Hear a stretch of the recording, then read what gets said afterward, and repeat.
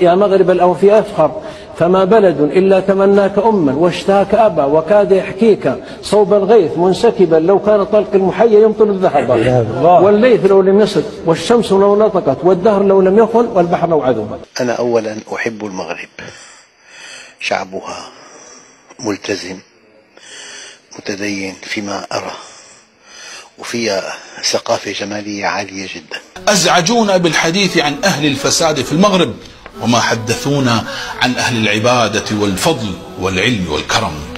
وفيهم حتى تصوروا معي يتأدبون مع رسول الله صلى الله عليه وسلم أدبا عجيبا. لا أريد أدخل في هذا الباب، لكن المغرب كله خير. وعلى فكرة أنا لاحظت الإخوة والأخوات المغاربة سبحان الله، حتى علماءهم كتابهم كذا يا أخي عندهم جمال في اللغة، قدرة على توليد الصور وعجيب يعني شيء يتميزون به. أزعم أنهم في هذا أحسن من المشارقة.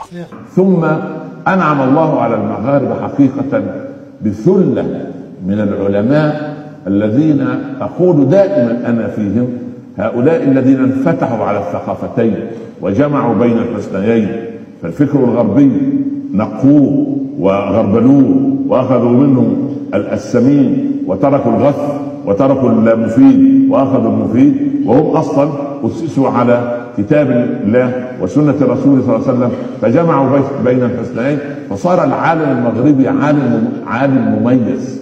كلمة أخيرة لأهل المغرب من خلال منبر هو يبرز. يعني أحمد انطباع جيد جدا عن هذا البلد. أنا زرته عدة مرات.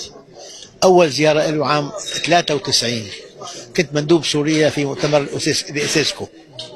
أنا أحمد أحلى انطباع عن هذا البلد، في تدين، في أذواق عالية جدا، في توحد، يعني في تعاون بينهما، وفي عنده في أمراض كثيرة بالعالم الإسلامي أرجو أن تكونوا أنتم في شفاء منها. وحتى الأساتذة فيهم الرجال والنساء. في المغرب سترى نساء عالمات وفقيهات وحافظات لكتاب الله يحملن أعلى الشهادات في العلوم الشرعية والأدبية والفقهية وكذا العلوم العصرية.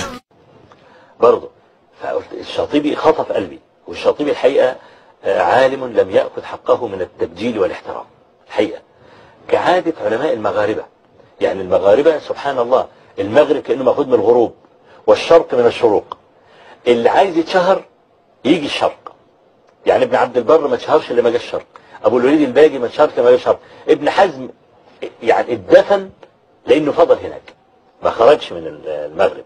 أهل المغرب العربي سبحان الله عندهم هذا البعد الروحي بشكل جميل، تجد هذا حتى في دعاتهم في علمائهم في كذا، وتشعر بدفقات من الإخلاص غريبة يا أخي.